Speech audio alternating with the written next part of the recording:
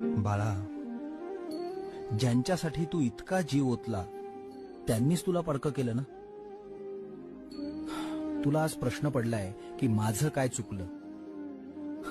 अरे तुझं काहीच चुकलं नाही. तू फक्त चुकीच्या ठिकाणी अपेक्षा ठेवल्यास. हे जग आहे रे. इथे गरजेनुसार नाती बदलतात आणि वेळेनुसार माणसं. जगाच्या बाजारात प्रेमाचे व्यवहार होतात, पण माझ्या दरबारात फक्त भाव चालतो. तू जगाला खुश करायचं सोडून दे.